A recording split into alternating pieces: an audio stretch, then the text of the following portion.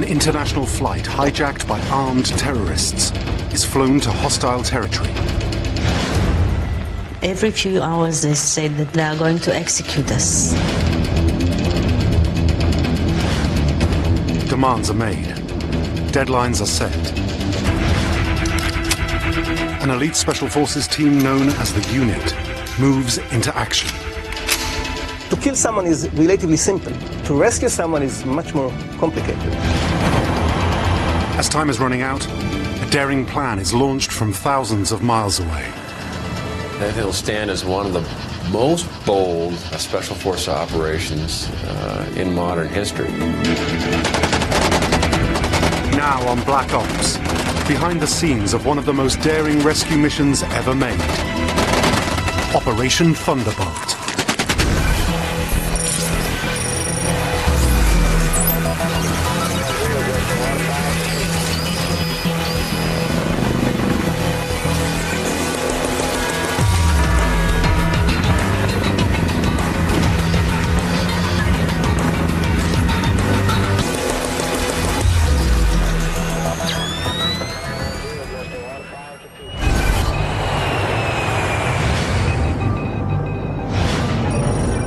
France Flight 139 from Tel Aviv to Paris makes a stopover in Athens. On board the airplane are 248 passengers and crew members. I was putting nail polish on my nails, and we were talking to the girl sitting in front of us. I didn't suspect anything. Shortly after takeoff, terrorists storm the cockpit. One of them takes over the radio and announces the flight is hijacked. No one knows where it's headed. In Jerusalem, a routine cabinet meeting is interrupted and the message is delivered to Prime Minister Yitzhak Rabin. Defense Minister Shimon Peres is also getting the news. Maid came in and handed me a very small piece of information that said that an Air France plane was hijacked. Good evening. An Air France jet was hijacked by Palestinian guerrillas today. The hijacking of Flight 139 is just the latest in a string of terrorist attacks targeting Israeli citizens. 4 years earlier, in 1972, 11 Israeli athletes were killed in an attack on their compound at the Munich Olympics. In the same year, terrorists shot and killed 26 passengers waiting for their luggage in Tel Aviv airport. And in 1974, terrorists sieged a high school in northern Israel, killing 22, most of them young students.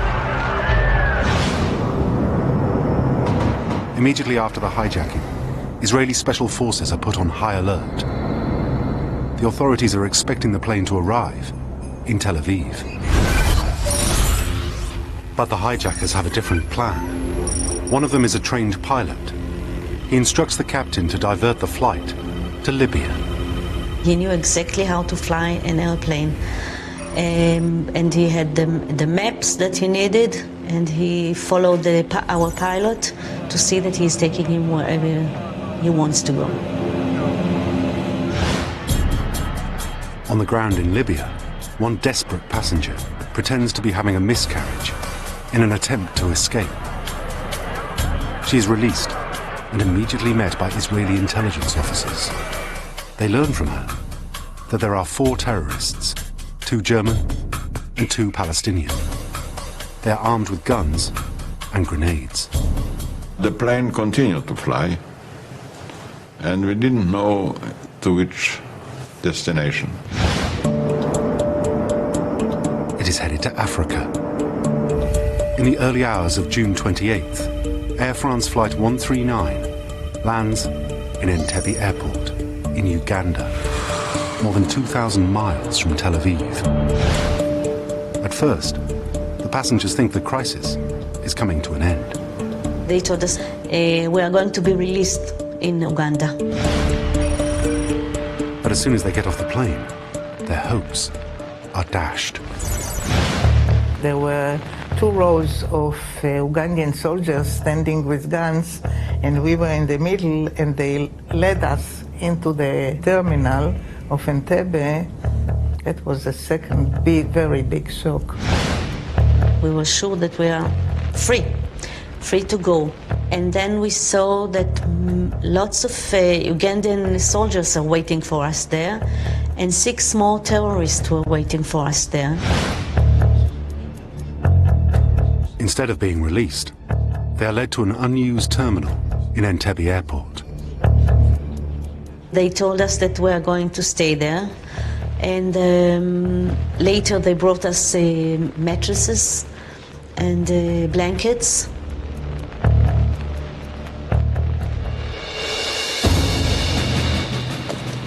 Soon they receive a visit from Uganda's unpredictable. Peres will turn to the Israeli Defense Forces. They have a reputation as one of the best trained armies in the world. Its elite special forces units have carried out many daring operations. They had a force that was capable. The consequence of them failing, I think, was great. The consequence of the success was even greater. But Uganda is 2,000 miles away. Staging a rescue mission so far from home and under such a tight deadline seems impossible. The Israeli leaders are trying to devise a response, but they desperately need more time. I thought we have a chance with a little bit of daring, or much daring, and decisiveness, and surprise, and ingenuity to do the job. Any operation would be extremely risky. This was a push for an emerging country. It happened at a period of time where you had an emerging nation whose destiny was uncertain. The intelligence available is minimal. They don't know how many terrorists are involved, or if they have the backing of the Ugandan army. They could be facing thousands in hostile and unfamiliar territory. But Defense Minister Peres is pushing for a plan. The first I called in was the commander of the Air Force, who I like very much. I called in the other young commanders. They says, look, we have to look at the map. We have to check where are the radar stations. How can we land? Joshua Shani, one of Israel's top pilots, gets an urgent phone call. It's very unusual to get a direct call from the commander of the Air Force. And what he wanted to know is very basic information about the range, about the payload that we can take, about the fuel needed, about the route that it's possible or not to do. I gave him one by one everything he needed to know, and then he said, come back to the headquarters, we'll start planning. The planners need to know how big a threat the Ugandan army is. They turn to Muki Betze, a commander with Israeli Special Forces, who knows the African forces well. I was sent to train the paratroopers unit for 2 years. They asked me, Muki, what do you know about the Ugandan army? I said, listen, the Ugandan army is not exactly a well-trained army. Not like the IDF in any case. The planning group considers several options. One involves dropping boats and a parachute force into Lake Victoria by Entebbe. We've tested parachuting into Lake Victoria, but we didn't have any experience with such things. Our Navy SEALs tried it, and the boats exploded. Technically, we did not do well in the exercise. That one boat was blown up, and it was kind of, and the second round was better, but say 50% is not good enough for an operation like this. The Prime Minister sends them back to work. And he did not approve that operation. He thought it will be very risky, and it was not a wise plan. And some of the military people were very disappointed that that plan was not approved. And he stated, I want another plan as soon as possible. And he set specific guidelines to the plan. The risks of a failed operation start to sink in. I thought if it will fail, it will be a boost to all terrorists. It will be a shame for Israel. It will make our army look as a second-rate army. Meanwhile, the government is under enormous pressure from the families of the hostages to give in to the terrorists' demands. The Prime Minister saw a representative group and revealed that the government had decided to negotiate with the hijackers to secure the release of all of the hostages and was ready to release some terrorists held in Israeli jails in return.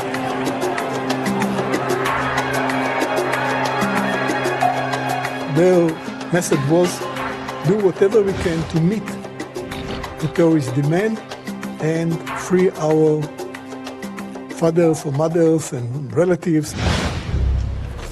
Secretly, the military planners work according to the new guidelines set by the Prime Minister. One, it should be a complete surprise. B, the time that planes will land and the military operation will start should be limited to a specific number of minutes. But they still don't have a plan of action. It's decided to try to pressure Idi Amin to solve the crisis one more time. An old Israeli friend of the Ugandan president calls him. So he called him early morning. He said, you remember you told me once that your mother told you to help the people of Jerusalem. And that's your chance. Those people that are being kept in your terminal are your guests. But if you will not take good care of them, you might pay a price for it. The calls convince Israeli leaders that their only remaining option is a daring military raid. But negotiating may allow them to buy more time to solve their big problem. The planners are hampered by a lack of intelligence. We got Super 8 films and photographs. They gave us information about the distances. We were watching TV. Amin was coming in every evening to see them. So, intelligence was coming in slowly, but this wasn't operational intelligence. On Wednesday, less than 24 hours before the deadline they've set for executions expires, the hijackers release the non-Israeli hostages and allow them to fly back to Paris. It's their first mistake. We send a team to Paris to interview them. Find out as much as we can details of what is taking place at the terminal. This is a critical breakthrough. The released passengers provide them with information about the number of terrorists, Ugandan troops helping them, and the exact location of the hostages. With the new intelligence, the odds that the raid may work improve. We were sure that coming to Entebbe from out of the blue, and Entebbe is so far away from Israel, and with our force we can finish it in less than 2 minutes. Trying to gain that upper hand and attack the enemy on your terms, and trying to achieve that element of surprise, and that was probably the greatest thing they had going for them. Then another piece of encouraging news arrives. Only hours before the executions are due to begin in Entebbe, the hijackers agree to extend the deadline. We needed time to keep quiet and to keep the attention around the negotiations. If the slightest rumor or indication will leak that we have a military intention, we lost it.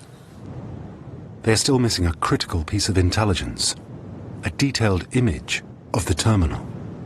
We asked somebody from that was at that time in Kenya, not an Israeli, to try to fly above the airport by a small plane and try to take pictures where exactly the Air France plane is parked and as much as information he could get from that.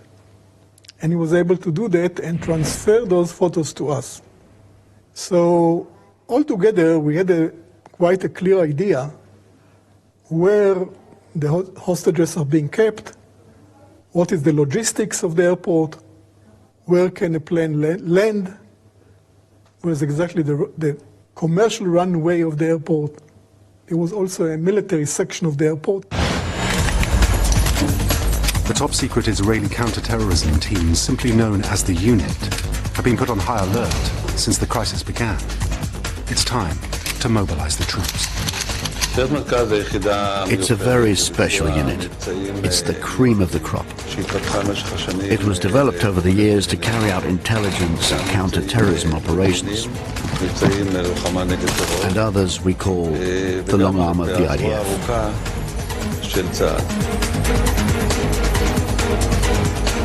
The unit has built its mystique by carrying out the most daring missions, operating behind enemy lines and rescuing hostages. This has this significant reputation because they took part in many special operations. Like other Black Ops units around the world, the unit's operators have to go through a grueling selection camp to join. The few who pass it are invited to join the team. The first and foremost attribute or feature is determination. The operators need a combination of skills: physical ability, intelligence, good technical skills and social skills, because it's teamwork. Only a few of the unit's operations have ever been made public. Among them, rescuing hostages from terrorists who hijacked a Sabina airline flight in 1972. When the plane arrived in Tel Aviv, the troops pretended to be technicians coming to fix the plane. They then stormed it and rescued all the passengers. In Operation Spring of Youth in Lebanon in 1973, the unit's troops avenged the killing of Israeli athletes during the Munich Olympics. We came from the sea, came in with the Navy SEALs. We were dressed as tourists. Ehud Barak was my partner. He was dressed as a woman. We got to the heart of Beirut and took out 3 terrorist leaders in retaliation. I thought those boys, if there is somebody in the world that can do it, they will do it. And they are ready to pay with their life with the slightest hesitation. The unit is the best chance Israel has. But they only have hours to come up with a plan. If they fail, the terrorists will deliver on their threat and start executing passengers. In the Army's headquarters in Tel Aviv, one plan that initially seemed like an outlandish idea is starting to take shape. Sending a strike force 2,000 miles away and storming the terminal under the cover of darkness. The plan was to send 4 planes. The first land 7 minutes ahead of the others. Joshua Shani will be the lead pilot. He will fly the assault team, 29 Matkal soldiers led by Yoni Netanyahu. With him is Muki Betzer, who was part of the group that planned the operation. To add to the element of surprise, the Special Forces team assembles a convoy of official-looking vehicles. CBS showed a couple of times Idi Amin coming with a Mercedes with 2 Land Rover Jeeps to visit the terminal, to visit the hostages. We said, why wouldn't we do the same? 1 Mercedes and 2 Land Rovers. We will all be dressed up as Ugandans, basically staging the arrival of Idi Amin or another dignitary, as they did every night. The plan is to get there and completely surprise them. Storm the terminal, take out the terrorists, and release the hostages. The rest of the force, another 200 top infantrymen and paratroopers, hand-picked for the mission, will arrive in the other 3 Hercules planes. The other 3 will wait 7 minutes in a holding pattern just south of around the border of Kenya and Uganda, just to make sure that we will keep the maximum surprise, minimum noise. They will land in 7-minute intervals.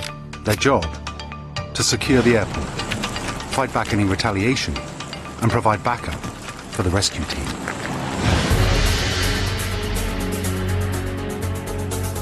The unit's senior operators are assembled. Amir Offer is at home, just days before finishing his mandatory service with the unit. It was a very frightening phone call, I must admit. I was told, come immediately to the to your base. All of us were very worried. It was a very dangerous operation. Practice begins. They need to be ready for every potential scenario. Our planning seemed perfect, with a high probability that throughout the journey, the landing, and the raid on the terminal, we will be able to maintain the surprise element. Israel's leaders and top military commanders are invited to observe a dress rehearsal on an improvised model of the terminal. When you decide on operation, you have to take a risk. The question is it a reasonable risk? I wouldn't do it to commit suicide. And when I saw the boys, I saw the preparation, my self-assurance grew up. At the end of the rehearsal, the Chief of Staff wants to know what are their chances of succeeding.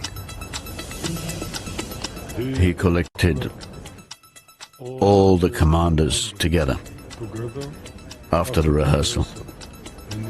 He asked each of us to say if we believe in the plan or not. All of us said that 70 to 80% it would fail. But we decided to go.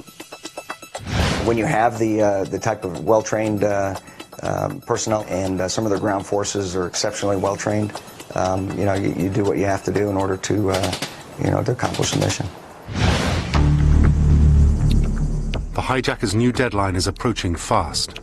Perez, the Minister of Defense, needs to convince Prime Minister Yitzhak Rabin to green light the risky operation. He struggled with that decision for a day and a night. He told me that he hardly slept. I wanted to carry out the mission. I wanted to do it. I saw that it's possible. I wanted to be a part of it. And I was very anxious to get airborne and get out and do it. And we were sitting there waiting for an approval. 5 days into the crisis, on Friday, encouraged by the latest developments, Rabin, who was a former general, is persuaded. He accompanied me to the elevators and said to me, Amos, if the military operation will fail, and the chances are 50-50, I will resign the following day.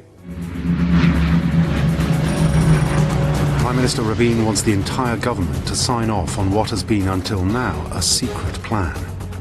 As time is running out, 200 of Israel's top fighters are taking off to Africa, ready to carry out the daring rescue raid, now codenamed Operation Thunderbolt. The final go or no-go will be given while they are in the air. We took off to the mission without the final approval of the government. The assault teams had less than 24 hours to prepare before changing to Ugandan uniforms, their operational disguise as they attempt to pass themselves off as an official escort to Idi Amin's motorcade. I was totally sure that no one will approve the operation. It will be cancelled within a few hours. It was too risky, too far. It was a crazy operation. The troops are getting a quick last-minute briefing. Yoni Netanyahu, which was our commander, explained that we have a very short time to prepare the operation. Therefore, we will not discuss any activities of other forces. He just told each one of us what's a specific role of each squad. Meanwhile, in Jerusalem, an emergency cabinet meeting is called. Unless all ministers approve the plan, the troops will be called back. The Hercules planes have been in the air for nearly 2 hours when a message arrives. Operation Thunderbolt is a go. Given that the consequence of both failure and success for the state of Israel, I think it was a very, very tough call, but it was one they had to make. In Entebbe, for the hostages, the situation seems hopeless. We couldn't even, for 1%, think that the Israelis are coming to save us there. No way. We didn't know what's going on in Israel. Nobody was talking to us. The deadline for executions to begin approaches. Every few hours they said that they are going to execute us, each and every one of us. I remember that my thought was I would like to be one of the first because I couldn't think seeing the others being killed. It was despairing, not giving any hope. The 4 Hercules planes head north, then turn south, flying over the Red Sea and over to Africa. In the cockpit, lead pilot Joshua Shani feels the burden of responsibility. The fear was from failure, real fear, big fear. 29 years old, it's all on my shoulder, and if I screw it up, this is a national disaster.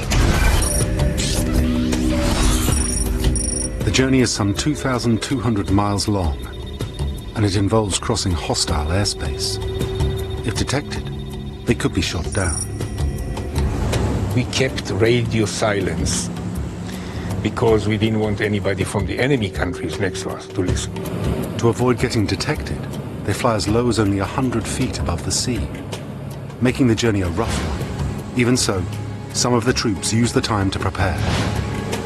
I loaded my AK-47 and I opened the safety pin, and my friend who was sitting beside me shouted at me, "You are not supposed to open your safety pin to load the weapon within a plane." I told him, "Shut up, this is a real war."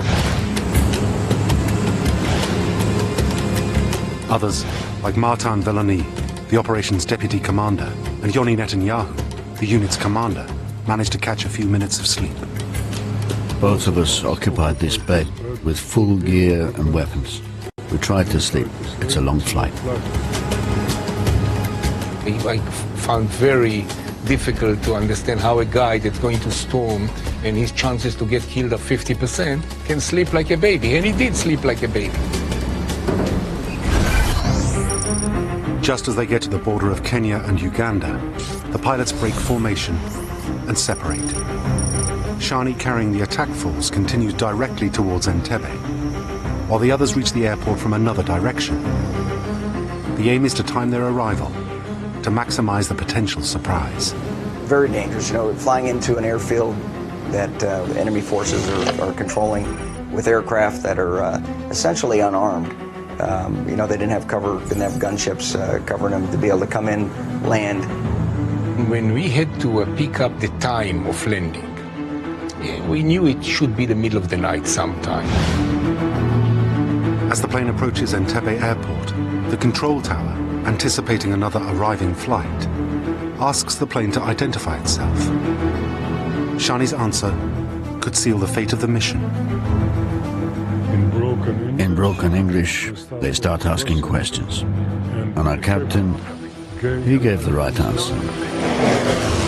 Shani manages to pass as another incoming flight without raising suspicion, and his plane lands at 11:01 p.m. Uganda time, right on schedule. The rest of the force, 200 troops, should arrive within the next 15 minutes.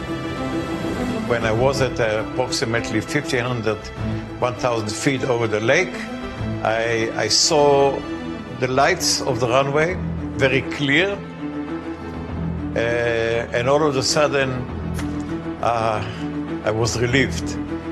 The flight was behind me, I was in the formation, I was exactly on time, the runway is in front of me, piece of cake. And then, when I was at 300 feet, approximately 300 feet, all of a sudden, the lights went off. Complete darkness. My first officer unbuckled his harness, stood up, peered through the windows, looking for any clue. Where is the runway? But until then, the Matkal operators are on their own.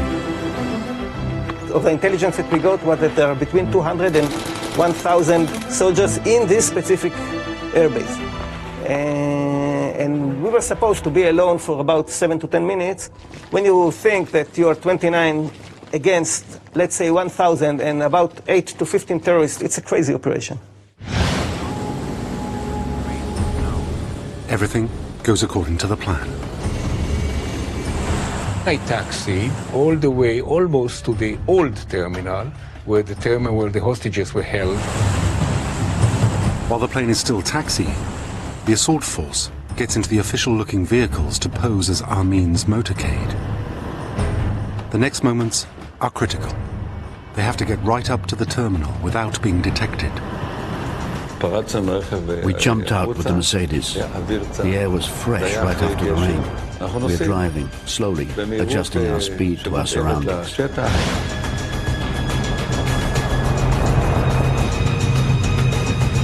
In the Mercedes are Betzer and Netanyahu, the commanders of the assault. Behind, the rest of the force in Land Rovers, pretending to be an official escort.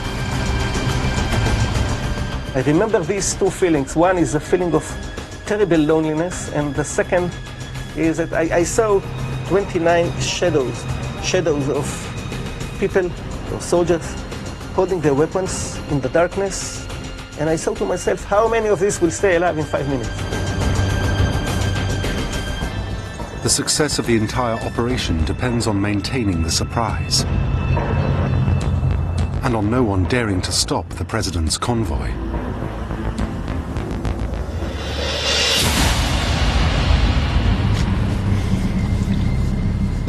We look straight ahead, and we see 2 Ugandan soldiers standing there, a little bored.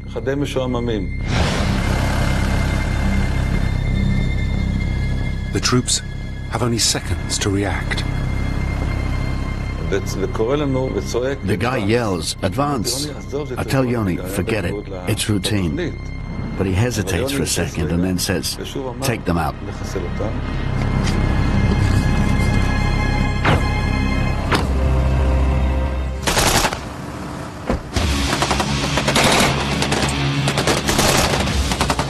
There was a burst of non-silenced fire, and at this moment it was obvious that the element of surprise gone.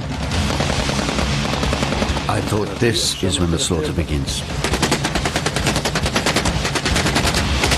Their cover is blown. They are exposed and outnumbered, and still more than 200 meters away from their target. The hijackers could start executing hostages immediately. Hundreds of lives are on the line.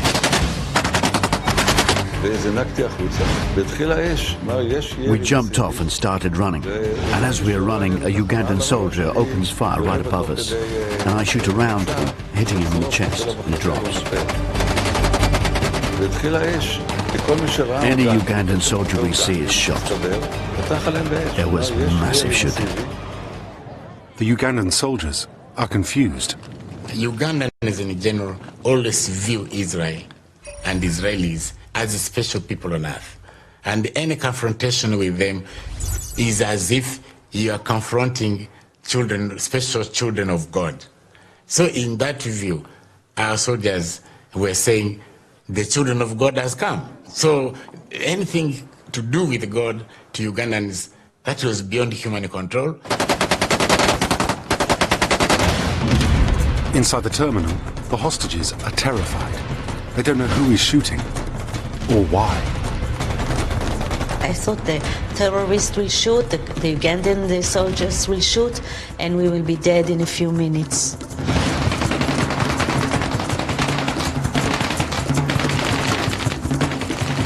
They were shooting, terrible shooting all around. Noises, shouting, lights, everything. We were sure that that's the end. It comes now. Everything now depends on how quickly the assault force can get to the hostages. It was critical to enter as fast as possible. Amir Offer is the first inside the terminal.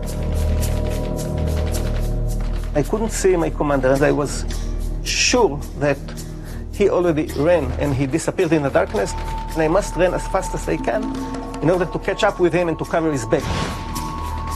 He is on his own, with no cover. Someone was shooting in the terminal about 5 meters inside it, and he was holding an AK-47, and he was shooting at me directly. You know, I could see his hands like this because he was shooting a huge burst of fire. His Special Forces training kicks into action.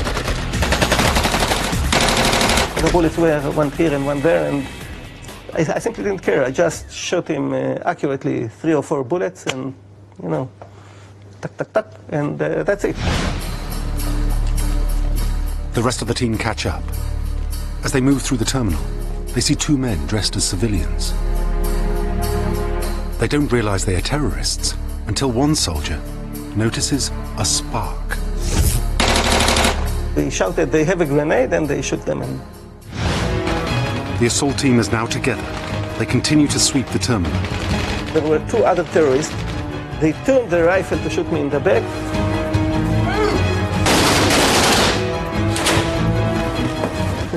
Within 5 seconds, I was supposed to die twice. Next, the troops advance into the passengers' hall. We were scanning the whole room with our eyes, looking for more terrorists. The hostages have no idea who these soldiers are. It was very frightening moments. It looks like hours. And we didn't understand what is going on. In my left hand, I put the loudspeaker. My right hand was still on the trigger. And I said, "Everybody lie down." They were totally sure that they are now going to be executed. In the confusion, one hostage, Jean-Jacques Maimoni, excited to be rescued, leaps to his feet. He jumped against my explicit instruction to lie down, and he was mistakenly considered to be a terrorist who is jumping in order to run and activate a bomb or whatever, and he was shot. I shouted to him not to move, but he didn't hear me. There was already too much noise from the shooting. Then I wanted to pull him with his foot, but there was too many bullets around. He jumped to say, "Wonderful for saving me." Maimoni is one of the 3 hostages killed in the crossfire. The hostages start to realize what is happening. They started to raise a little bit their heads and just, you know, to look from the bottom, from the floor, to look up. And suddenly they identified, or they understood, that they're not going to be killed, that someone came to rescue them. And it's an amazing moment. It's like if there was an angel coming out of the sky. It was such a surprise. By now, the rest of the Israeli force has landed and is battling the Ugandan army outside. The Hercules pilots are waiting in the dark. They were shooting all over the place, tracers, and I couldn't tell if they are aiming to us or not. One bullet in the right place, the airplane is grounded. You cannot take off. Inside the terminal, the assault force needs to report to the unit's commander that the team has eliminated the hijackers' threat. I call Yoni on the radio and I say, "Mission completed." "Yoni," I say, "completed." Just like in the rehearsal. Nothing. The unit's communications officer picks up. He's yelling, "Yoni is hurt. Yoni is hurt." Yoni Netanyahu, Matkal's commander, has been critically injured. There's no time to digest the news. They're still not out of danger. The soldiers told us to go out, to follow the lights outside to the Hercules, and we started to run. They only have minutes before the Ugandan army regroups. Amin's reaction was furious. He regretted that he had been duped by Colonel Balev, that they were negotiating with a view to peaceful exchanges. Yet the Israelis had been having double planning. That kind of thing, to my view, annoyed him more. The hostages and the troops are still at least 8 hours away from home in a hostile country. My issue was at that time to make sure that we can get the hell out of there. The evacuation must begin. We had to count the soldiers 1,000,000 times just to make sure we are not leaving anyone behind. It was so critical. And when we felt everybody that was ready took off. But not everyone is on the plane. Ilan Hatou's elderly mother was taken to a Ugandan hospital the night before. I said I had a mother who was in hospital 30 miles away, of course, 30 kilometers away. Of course, I knew they couldn't get there. There was no time for them to go and save her. But I told them to try to speak with whoever they can. And the people in the plane told me that Africans usually are very respectful to old women. The Israeli force needs to make sure they can't be pursued by the Ugandan army. A demolition team moves in to destroy the entire fleet of MiG fighter planes.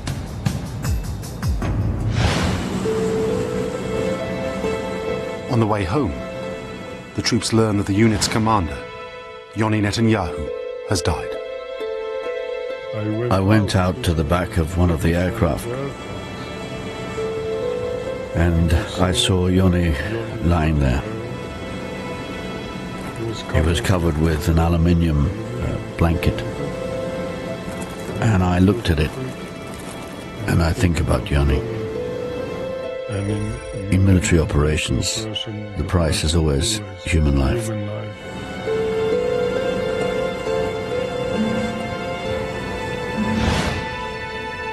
"2,000 miles away, the government in Jerusalem is waiting for an update.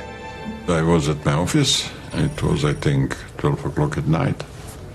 That was the first time that the silence was broken.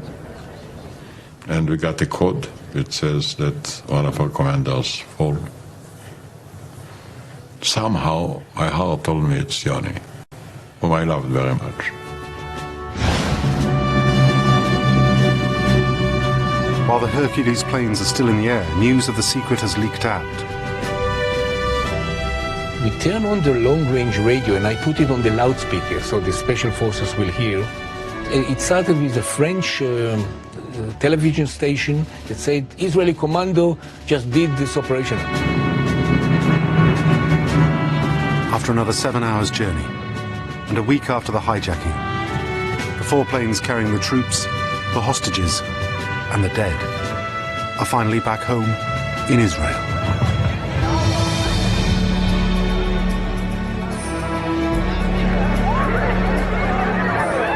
Everybody, all our friends, all of them were there. It was unbelievable. I thought that the whole country is waiting for us in the airport. Lots and lots and lots of people. The pilots can finally relax. When you have this kind of responsibility, you function. Adrenaline is so high, you just function and you don't know how. I totally collapsed when I got home.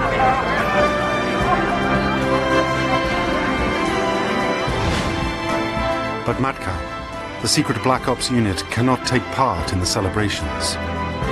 For many years to come, its missions and the operators who carry them out will remain in the shadows. We were isolated and taken aside because it was top secret at the time. I think that there was one moment later on that I understood that we did something, I would say, extraordinary. Amin took his revenge on Dora Bloch, the elderly hostage who was taken earlier to the hospital.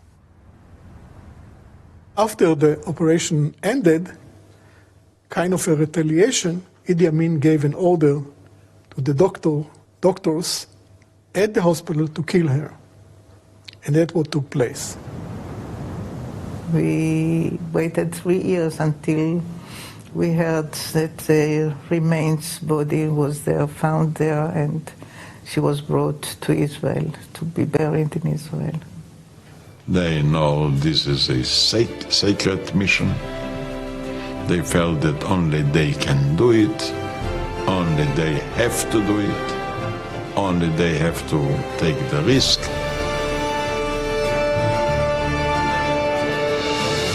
It was not God that worked overtime. It was just we did a good job like we were expected to do. The daring raid and the courage of the troops who carried it out would be studied by forces all around the world and serve as a model for what special ops teams could achieve. The Israelis' overwhelming retaliation to the hijackers is an early international victory in the war on terrorism.